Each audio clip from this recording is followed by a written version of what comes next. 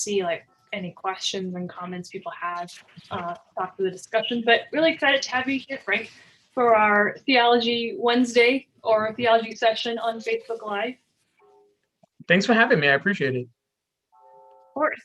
Sorry, just like noise in the kitchen, what have you. Yeah, there's like a church bell going off in the background, but that'll kind of die down. I love that music, so more bells the merrier. So we're having a conversation today. I think we did a little preview of it on Sunday service. I'll have Frank introduce himself in a little bit, but the kind of topic of conversation is around more kind of largely relationships between kind of Black and Asian communities in America, just based on our personal experiences and observations, and obviously things we've read and learned about. But the trigger for this topic, because it's obviously a perennial topic, it's kind of inspired by a wave of sort of violence towards Asian elders from a range of folks, white, Black, who knows, so it's certainly bigger than any one particular racial dynamic. But the violence has been hard to witness, and Frank and I chatted over the phone a little bit about it, and I wanted to kind of have a broader church conversation. So please, chime in with your comments and questions on this topic as well. Frank, do you want to introduce yourself for our audience? Hi, so I'm Frank Espinal. I am a member of Forefront going on 9 years. As Sarah said, Sarah and I happen to be friends at Forefront and off Forefront time as well, and there has been this rash wave of attacks on Asian Americans in a variety of cities. And we just had this natural conversation that we thought other people could get something out of. We thought that our community would be better served if we had this conversation openly. So we welcome your comments, and we do want to say that we're not approaching this from a sociological standpoint. It's not like, we're not looking at this through the lens of like a cultural anthropologist. We're sort of just kind of exploring what the roots are, where our challenges are, because our Forefront membership and our responsibility is diverse. So we definitely want to speak on everything that is affecting the city and the country. I'm also glad you kind of brought that up, Frank, just because I do think one of the unique things we have going on as part of a church, not all churches are this way, but certainly a lot of churches are, is having just like a multiracial congregation. And so opportunities for dialogue are sometimes a little bit easier to have church. We have the shared identity. We're both Christians. We're committed to the set of traditions and values. So, it feels like the church should be having these conversations because of our kind of unique position. So I think maybe let's just dive right in and talk a little bit about maybe some of the initial reactions we had when we first kind of were reading. If you don't know by now, there've been, a number of assaults, some of them leading to deaths of, I think, an older Thai man, a lot of them in the Bay Area, a Filipino man. Most recently, I just saw actually today in the news on Twitter, an older Asian woman was kind of pushed and assaulted in the subway train in New York City. So, it's definitely been increasing, and this is not something, although there's been a spike in the past few weeks, which is why we're talking about it now. There's also been, in general, an uptick in hate crimes since Trump kind of took power, and kind of the anti-China rhetoric, and obviously with the pandemic and it being associated as a Chinese virus. And I think it's tricky. I think as progressive Asian Americans, as progressive Asian American Christians, on one hand, obviously this is like terrible. We want to do everything we can to protect and safeguard our elderly, who we honor and respect and bow down to. But at the same time, there is a contingent among Asian Americans who sees it as an opportunity to increase policing power, increase police budgets, and also to kind of scapegoat certain members within, of our community, such as a lot of African Americans. And so that tension between wanting to be present and there for kind of elders, but at the same time not wanting to further militarize the police and turn it into a moment for a kind of anti-Black backlash, it's something I feel like a lot of us are sitting in. So Frank, what were your initial reactions? I think that when we spoke initially, I could understand the fear coming from the Asian community. I don't think it's I don't like, for lack of a better term, and I know this sounds almost juvenile to say, but it's not fair that the Asian American community gets targeted this way, right? And I want to go on record as saying that, like, this is the internet, things live in perpetuity, right? So I definitely felt that in our initial conversation, that was our starting point, right? That it's not fair, it's not right, it's not just, it just can't be explained at all, right? And it caused me to examine the way that our cultures sort of intersect, live together, don't live together, and some of the ways that maybe our cultures could bridge more gaps, right? I think that, like, as a lifelong New Yorker, you take it for granted that there's so much culture here, right? And like I've always said this, and I say this to my children as they're growing up, that in New York, you can't really afford to hate anybody because they end up like living next to you. They go to church with you. So if I were, let's say, uncomfortable around trans people, I now go to forefront, right? Like, or I have people in my community that are trans. So I can't afford to say, I don't like trans people, but that trans neighbor, he's my guy, or she's my guy, or they're my guy. You can't do that. We're in 2021, we're way past that, right? And we're past the point of saying, well, Asians, they act funny, but Sarah, that's the homie right there. We can't do that. We have to embrace the successes and the times that we have narrowed the gap, and we have to sort of address the work that's left, right? And the couple things that have struck out to me are the insulation of certain cultural communities. I think that being of Dominican descent, we do it ourselves. Like, we're known to live in Washington Heights, we're known to live in the Bushwick section of Brooklyn, and this is our neighborhood. I think that is a cultural thing, and there are reasons why people do that in New York. You live around your own people because the supermarket sells your food and they sell your spices, and you can, you're around your music and your people. But it's also a form of like protection. It's a form of camouflage. It's when you kind of like get off the train station, or when you park your car, you kind of let your defenses down because everyone looks like you, right? And I think that by and large, the Asian American community has had a tremendous amount of economic success in America. There are even small victories like the local restaurant or the laundromat or whatever stereotypical business has been attached to Asian Americans.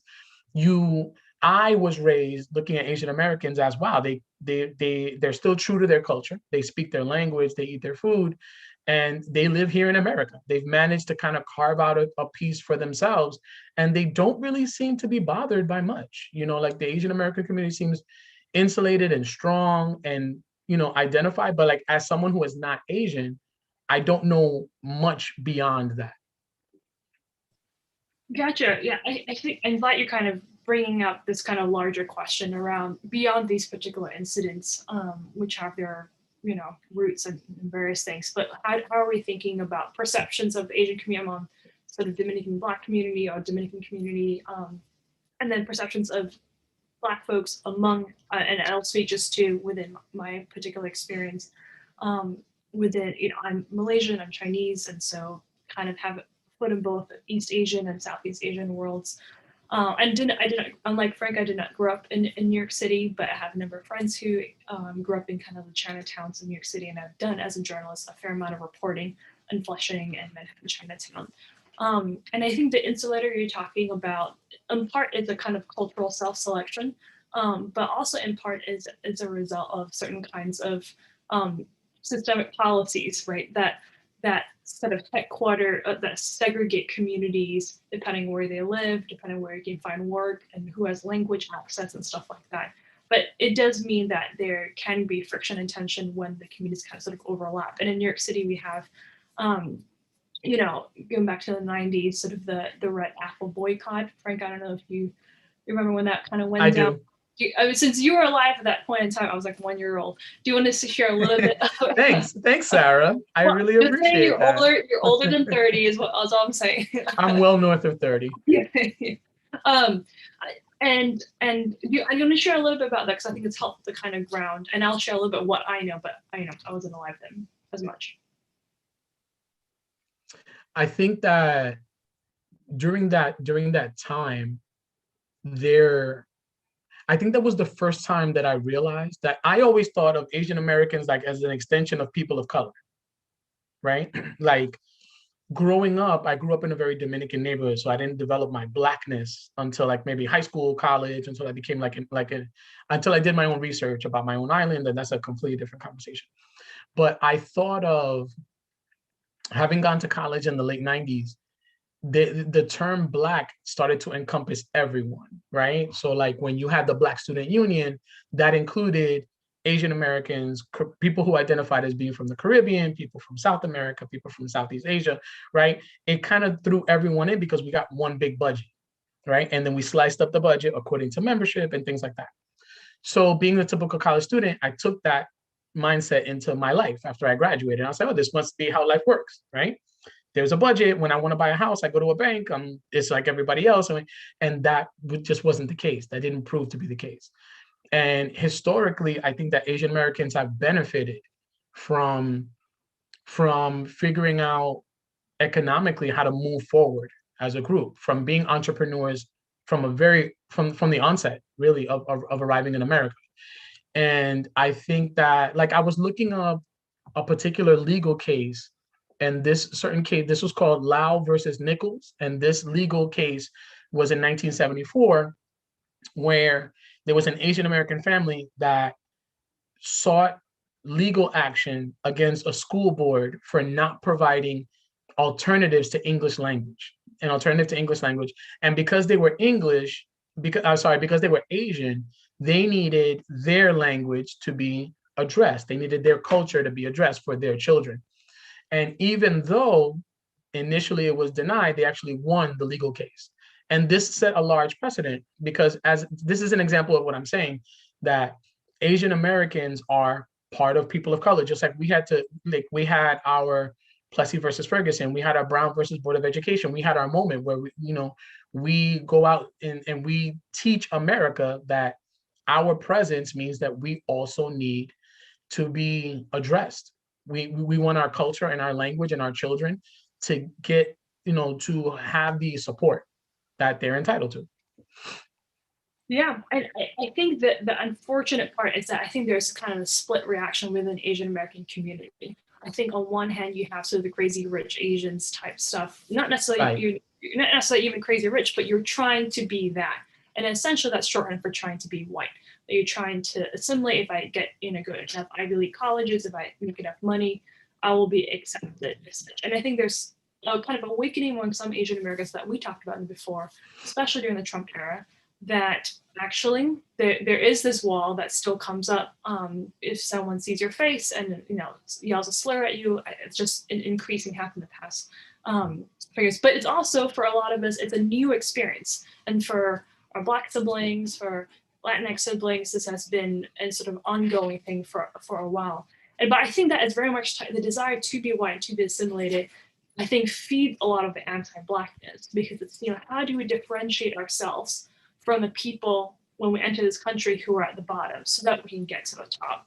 And so I think that's one option. The other option is, I think, to figure out how do we build solidarity among, so not to say like everyone at the bottom, so to speak, but among all people of color. And how do we think about, the fact that in New York City, Asian Americans have the highest poverty rate actually out of all racial groups, but that stat tends to get ignored because the model minority narrative, which the Asians are well educated and high income, tends to subsume the sort of like poor Asian, phenomena of the people working laundromats, people who are carrying those like soda cans and bottles in the huge carts in Chinatown.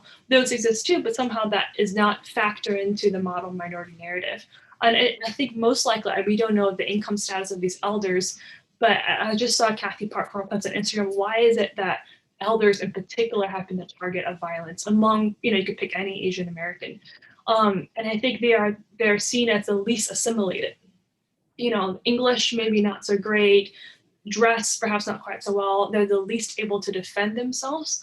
And so they're sort of easy targets. And I think it's a just kind of wake up call for Asian Americans to think about, like, it's our elders today, but think about, I think it has implications for all of us at large. And we can either choose to try to invest in white supremacy and protect ourselves by trying to become white, or we can say, you know what, we'll just accept that we're not. And how do we build better relationships between, I think, communities who have a lot of resilience and have done this for a long time? I think you hit on a lot of points. I want to go back a few steps and talk about like being accepted as white, right? And I think that would apply to the Latino community, right? So if you look at, for example, the Cuban American community, right, and the Puerto Rican community, they have assimilated into American culture, right? And in Latino circles, these two countries, these two regions, have a tendency to look down on Dominicans, Hondurans, Guatemalans, Mexicans, right? Because they feel like, well, we're here, we made it. We have a senator, we have a representative, we own homes. There's Little Havana, there's, all these little places, but that doesn't mean equality, right? Like it reminds me of a scene from a movie where they were discussing, Jackie Robinson and him being the first Black baseball player, who's like a personal idol of mine. And one of the characters says, okay, but that's only one person. I don't want to celebrate one person, right? I want to celebrate when there's more than one person, right? To paraphrase. And I think that that's where we are right now in 2021. I think that our cultures respectively have had their moment. We just had a huge social justice moment. I think that the Trump presidency has, unfortunately, it has stoked the flames of white supremacy, but it has also forced us to organize and to speak and to confront these types of barriers that exist in our community, right? And that feeling of like being accepted by America feeds the anti-Blackness. So like if you're a Latino person, you're either going to be accepted by America or you're not, right? So where you stand on that issue dictates how you see the president, dictates how you see the government, dictates where you can buy homes and things like that. Like I personally live in a neighborhood that is not really diverse. I live around a lot of Asian people and a lot of Italian people. And I know for a fact that I couldn't buy a house in this area. I would be dissuaded. And not to mention the fact that the mortgage would have a higher interest rate, despite the fact that I would have identical credit to someone of another culture or another race or things like that. And then that leads to the model minority narrative, which I think is the most painful part to discuss because it is both, not both, I should say, it is something that has been assigned by American culture. And I feel like it's a slap in the face. I feel like it's deeply insulting. It's like, yeah, we've accepted you because you're not them, whoever the them is, right? And what happens is that when you break things down along racial lines, when incidents like these happen, like the ones that have happened now, you realize that Asian Americans, I think are starting to realize that they're on our side of the door. When America closes the door and they insulate themselves, you guys are with us, and you guys are much closer to us than you are to like white Americans. Yeah, I think going back to what you're saying, the model minority myth, what it does, it pits people against each other. And this is, I think, the divide and conquer rule is a strategy of colonialism at large. Coming from Malaysia, we had Malays, Chinese, and Indians, and they were all kind of pitted against each other, so that the British could ensure we wouldn't unite and overthrow their government. And I think a similar strategy operates here. We'll take a couple of good examples, whether it's a light-skinned Cuban or East Asian American, and we'll say y'all should be more like them. And so Correct. They're doing it, they're seceding, they're people of color, they just got here. So thus we don't need to give you any more social services. And if we look at the origins of the model minority myth, particularly among Asian Americans, it starts around the civil rights movement. And it gets really popularized by Reagan and different administrations as a response to the demands made by Black civil rights leaders saying, well, Asian Americans are doing well. Obviously, we'll just pick a few examples. Y'all don't need a handout. And and the particular dynamic also I want to say with immigrants, and I think this applies not just to Asian Americans, but to other groups. But after 1965, the immigration rules really change such that it prioritizes highly educated people with H-1B employment visas. And so obviously you still have your people, coming in through various undocumented means all across the board. But it does mean we have a skewed sense of who is, in my community's case, Asian American. Asians have to be doctors and lawyers. And if you go to any Asian country, that stereotype doesn't make sense because we have all kinds of Asians. But in America, it's skewed in that way. So I want to touch on kind of briefly something we've talked about as well in the past, kind of like the dynamic of Asian small business owners in Black neighborhoods, because it's something that's very local to New York, and I think is relevant for our congregation. And I mentioned the Red Apple boycott because I think it was in the 90s, I want to say. The Korean business owner, I think was it Flatbush or somewhere? Yeah.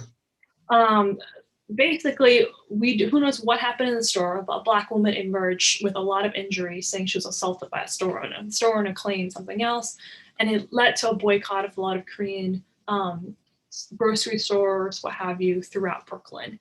And I think that was kind of the tipping point of a lot of building tension of, why are these people sort of selling our own goods to us, and also the treatment. I was talking to a housing organizer in Flushing, said they would notice that these store owners would sometimes hand cash change hand to hand to Asian customers, but put it on the table, on the counter, if it was a Black customer. And also suspicions like, are you feeling anything else? So all this kind of built a lot of stuff. And I don't know if you want to talk a little bit about that, because I think that's a very concrete example of how communities are pitted against each other, which leads to these kinds of resentment. I do. I think that that is such a challenging thing that's a challenging circle to square. You know what I'm saying? That's just a reality. Having grown up in New York, it did dawn on me that Asian people did own businesses in our neighborhoods, but we never saw Black businesses in Asian neighborhoods, right? And that's a very simplistic way of looking at it. I am by no means offering that as law. Like, this is something that needs to be studied out and parsed out. But you either have one of two reactions, in my opinion. You have the Asian business owner who welcomes people, and eventually when he sees you as a regular customer, he takes to you as if you are part of his culture, right? There is a warm greeting. There is oh, how are you? If I'm with my children, they greet my children. So whether it's like food, alcohol, laundry, a car wash, whatever business it is, if I'm a regular business owner, then they have the typical business owner approach. Hey, that's my guy. He comes here all the time. Or you have the other approach where it doesn't matter how many years have gone by, I'm always going to get the change on the table. And what that does is that makes it difficult, because all it takes is for me to come in and perceive that. Like if I'm already having a good day, I'm just going to grab my change and go. And I'm just going to say, okay, it is what it is. But like if I'm already in a bad mood and you're going to like use this microaggression, it Right. always there's always a chance that could lead to something, and the perception and as from I can't speak for Black Americans in general, but the perception is that why can't you just be nice? Why can't you just talk to me? Why can't you just be friendly? Like, I know you own this store. Like, you've seen me for X amount of time. Like, I come here and I buy X amount of goods or whatever you have, right? But as an outsider to that culture, you can't force anyone to do that, but you do see this insulated community that kind of takes and then what that does is that kind of, it fragments things, because now I have to wonder, okay, so the money you make off of my community, you take that and do what? You buy a house somewhere else, that money doesn't circulate back here, Right. so you see what I'm saying? So now all those questions have to be answered, and they're not necessarily clear cut. But what it does is it muddies the water, right? And it muddies the water in the same way that the model minority does, because as you said, if it causes it fragments your culture. Let's say Southeast Asians versus Chinese Americans, right? But what it does is it also lies to people who are here in America, and it says, well, look, Asian people, like, they came from China, they made it. Like, look at Bensonhurst. There's Asian people. Like, I live in Diker Heights. My landlady's Asian. Like she's a super nice lady, and we talk all the time, and she knows my kids. But like, that is very misleading when you take a neighborhood like Diker Heights, which is traditionally Italian, and the few people who live in this neighborhood have no business telling me a couple of years ago, we never would have let someone like you live here. Yeah, in 2021, right? So I say that to say that it takes time for neighborhoods and stereotypes to change. But when you look at it, or when, let's say, if a white person or a person who's lived in that Christ their whole time, they see that as change. Like, they're like, what are Black people complaining about? There's Asian people who own houses.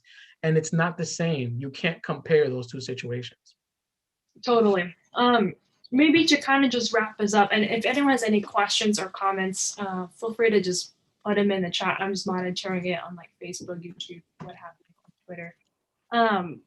We're by no means experts. We're happy to share some thoughts. What do you feel? I have a quick comment to what you're saying, and then I'll ask kind of the last question. As just a quick comment, I think one thing we have to acknowledge as to the reasons behind this pattern of, why it is that there are a lot of Asian store owners and Black neighborhoods, even beyond a behavioral standpoint, just ignores like, why do they get the loans to set up, the businesses? Part of it is discrimination, or in terms of who banks see as worthy of a loan. I mean, there's so many. There's a recent study that came out even with mortgages. Real estate agents, they put in actors, Black actors, white actors, Asian actors, and try to see what kind of homes would these agents recommend. And we're no longer in an area of like formal redlining. We're no longer doing that kind of formal forms of racism, but still consistently Black home buyers with the same income levels in the same financial statements will consistently get referred homes in either Black neighborhoods or lower value than Asian homeowners or white homeowners or home buyers, what have you. So, and I think that plays out in terms of how we, not just loans, but from houses, but loans in general. So I think that's something we definitely have to acknowledge. But how do we think about, particularly as Christians, if you were to speak to, and I'm just thinking for myself, but I would speak to my fellow Asian American Christian community about how we can make progress. We've identified some of the problems, some dynamics that kind of pit our communities together, and opportunities as well to kind of build together and realize that we're in this together, where we don't have to pretend we're separate and what have you. What are some concrete things you think you would want to suggest to sort of particularly thinking about within the church, or whatever, if the tips aren't matter to the church, that's okay too. I think that our church, and I've always said this, Forefront bears that responsibility of having to be an example towards what diversity means, right? Whether that's the idea that we're affirming, or the idea that we're like we're very racially diverse, right? So I think that I welcome a lot of honest conversation, because the truth is that nothing is clear when it comes to this conversation.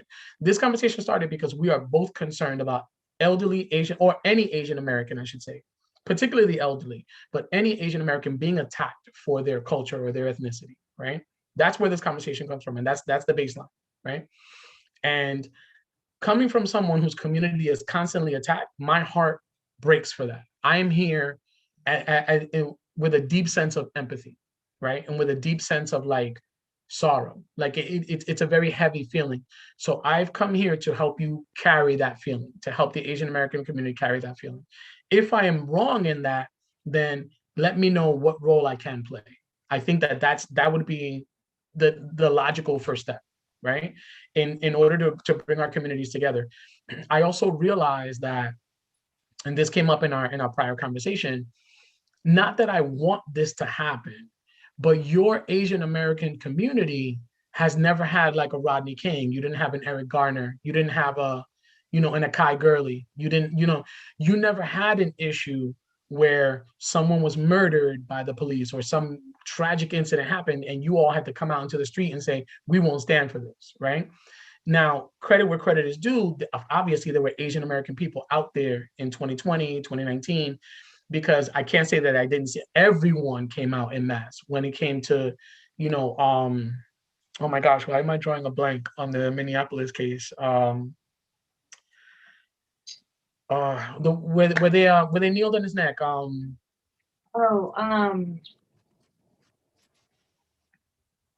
Will come to us. You see what I'm saying, right? Yeah, it'll come to us. Right. So I say that to say that until you're there, you don't know what that feels like.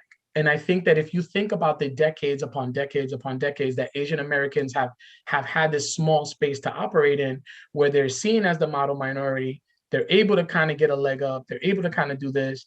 But at the same time, when it came to like equal education and equal, then, or in this other legal case that I looked up, whereas Loom versus Rice, where they actually looked at an Asian American child and they banned that child from going to a white only school when schools were segregated because they thought of that child as being Black or being colored, right?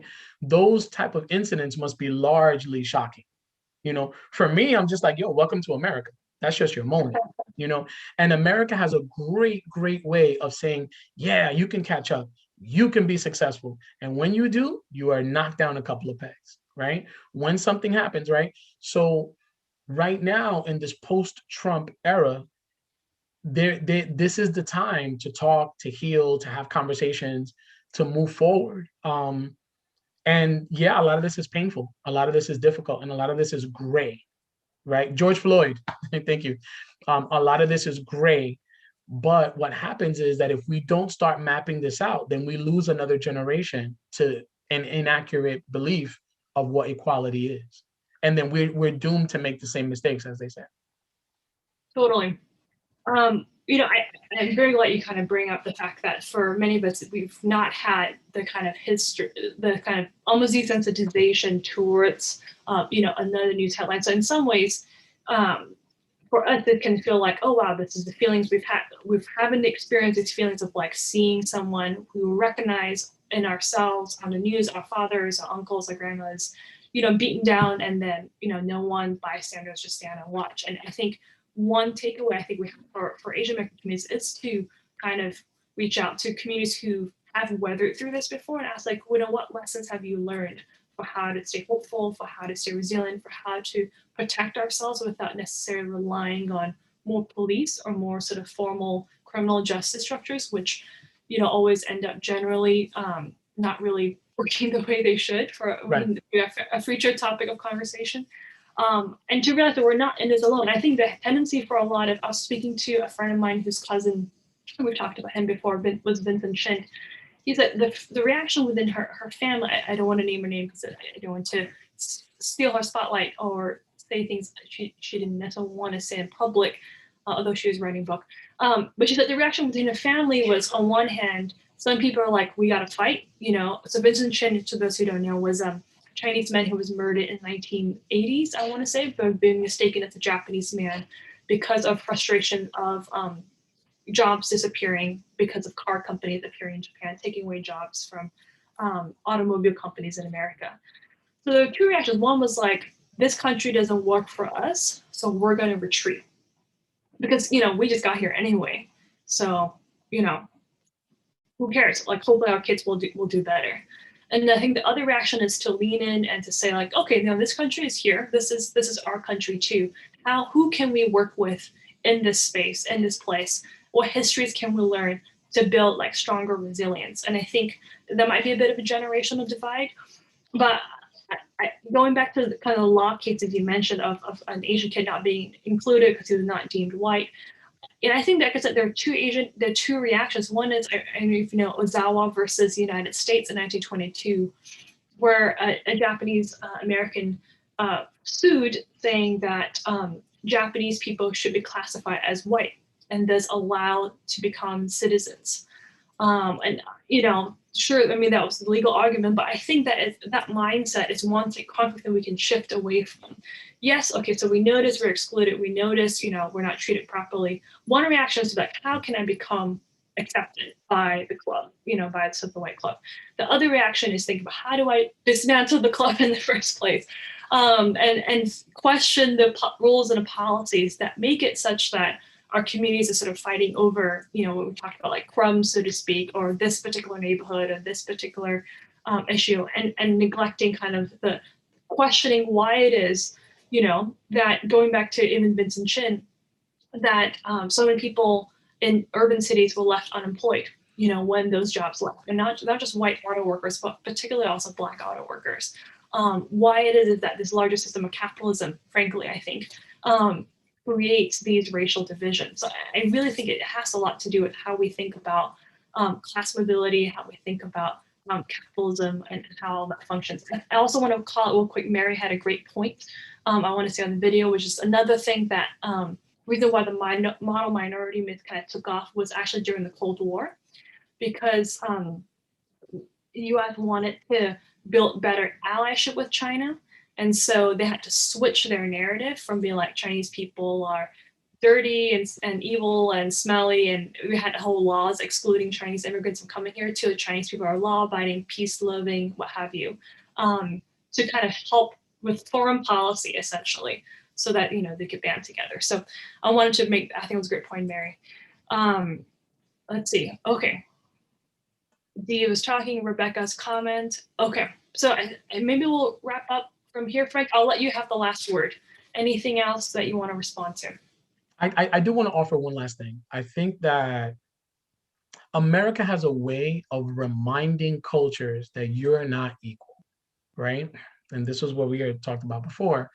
And to that, I offer the case of Peter Liang, who was the officer who tragically and unfortunately ended up murdering Akai Gurley, who was a young man who was actually my client. And I had told you the story in our pre-meeting. And prior to that, there had been... Maybe share that story a little bit more. So Peter Liang was I want to say a rookie or a second year, third year officer who was conducting a vertical patrol, which is when you enter a public housing tenement, you take the elevator to the roof and then you take the stairs down, right? You want to make sure that the stairs are empty.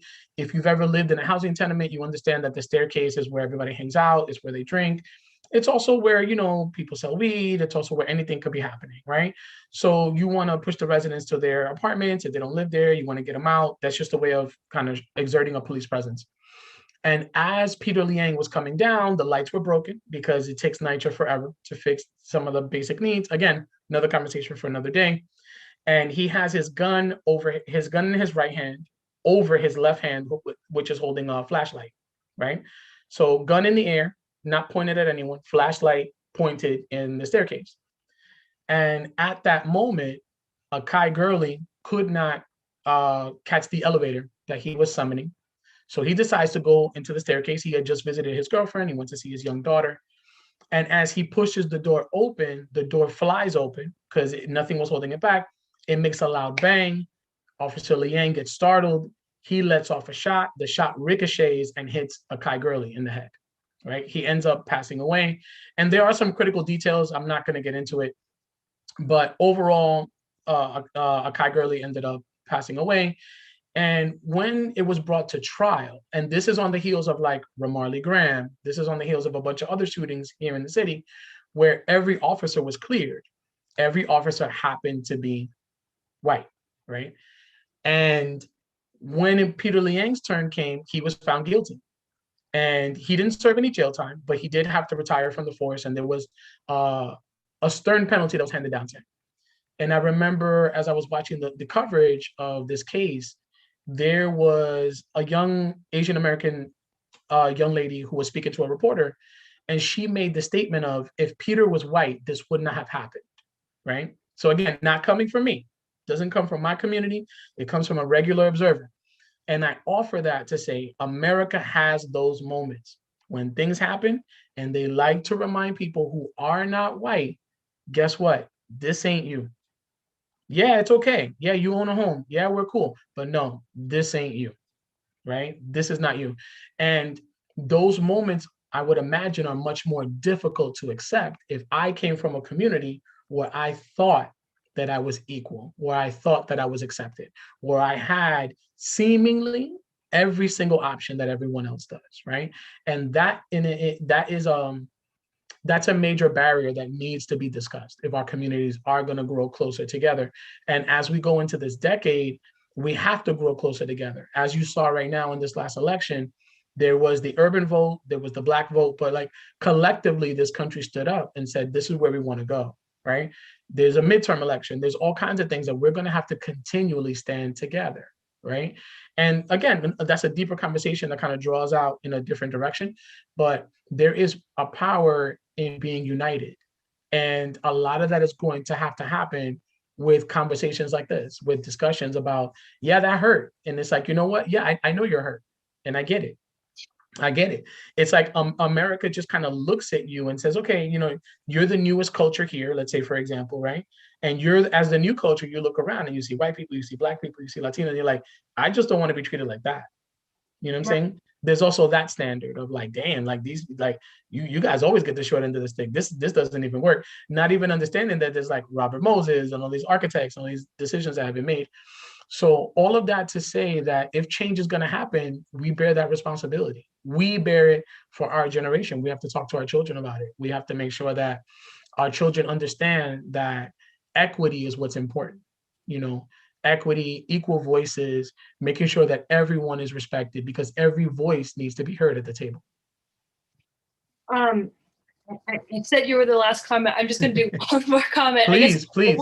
I think you're right, though. We shouldn't rush it. If you all need to jump off the video, feel free to jump off the video for those who are watching. Thank you for watching with us, by the way. Appreciate all your comments.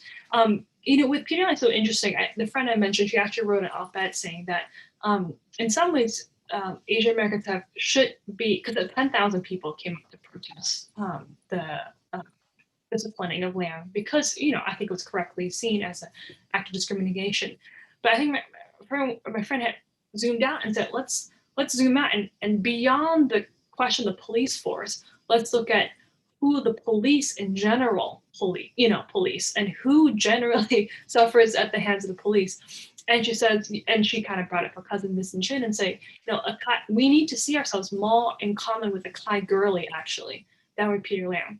Right. And you know, something that I do think about is why it is that 10,000 people showed up to protest the disciplining of Liang, but nowhere that many people showed up to protest the death of Yang Song. I don't know if you heard about her. Yeah. Perhaps you have. For those who don't know, she's a massage parlor worker, I believe, or potentially someone who engaged in sex work. Who Chinese American, had like a family, just, you know, needed to do stuff to put food on the table. And she was constantly harassed by the police. And at one point sexually assaulted by the police. And then the final straw was when the police came to raid her apartment. And to escape them, she like fell or jumped off, unclear, her window, a balcony, and then fell to her death. And from that, actually, an organization called Red Canary Song has kind of came up as a way to organize, particularly Chinese sex workers and massage parlor workers in Flushing and beyond. But these are stories of people in our community who have died at the hands of police. Christian Hall, also the most recent person. But we don't see quite the same reaction or kind of protest and movement out. And I think we have to think about why is it that we sometimes as a community get more caught up in like being the slight discrimination, so to speak, like I was overlooked for a promotion or I got disciplined and he didn't.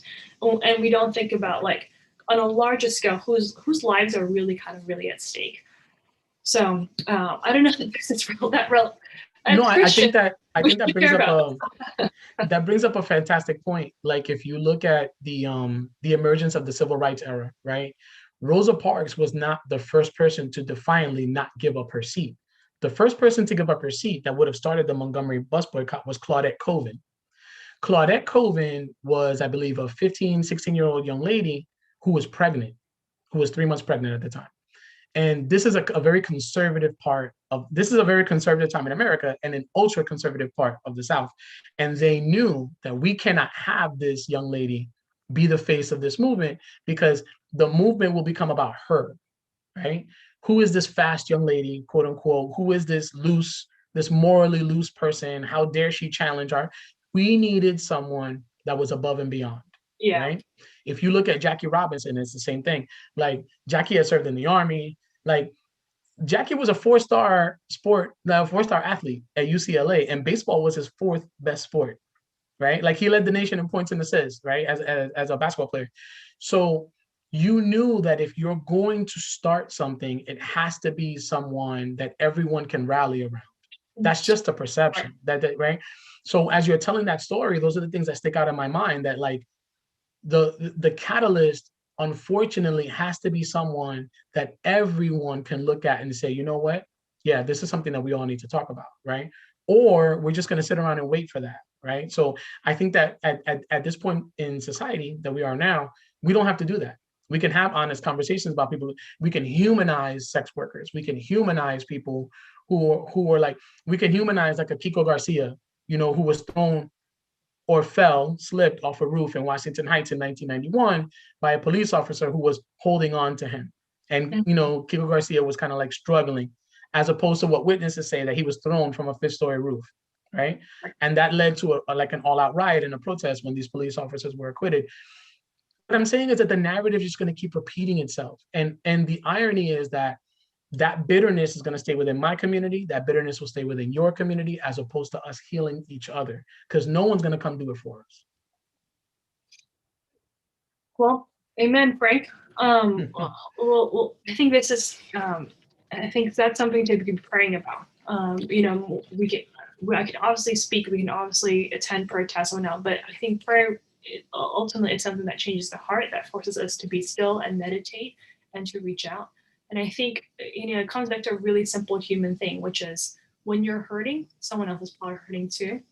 Reach out, build a relationship, and don't, instead of turning the hurt into vindictiveness, anger, you know, a need to find a scapegoat, someone to blame.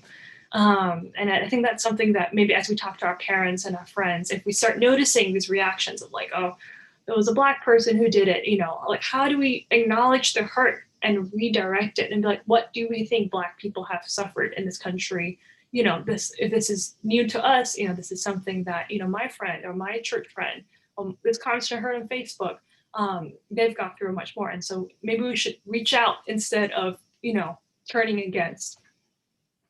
I mean, I think that a message of positivity from a member of the Black community, I would imagine, goes a lot longer than having to expect the Asian community to self-heal from that, right? Like if someone that looks like me is the victim of a crime, it's really hard for me to put myself in the shoes of the perpetrator, right? Like it's difficult.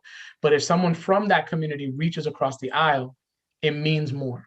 It means more that someone is willing to share this grief. Someone's willing to like carry this load. And I think that to bring it full circle, that's the essence of this conversation. Like we offer no solutions, unfortunately. We're looking back and we look at, it's almost like the more you look back, the more issues you find and the harder this is. All we can do is just apologize. Correct. Like correct. We have done wrong, you know. Correct. But that apology is shared. You know, that energy has to be shared by my community as well. And again, this is why I go to Forefront. This is why we're here. Thank you, Frank. And thank you everyone for joining us for this conversation. Obviously, there's so much more to say, and I hope we can kind of keep this ongoing. And yeah, and Frank and I will keep chatting, and hope everyone will keep chatting too. Feel free to drop future comments and questions, just tag it so we can respond and just like start a conversation. But thank you so much, Frank. Really appreciate you. Thank you, Sarah. I appreciate it.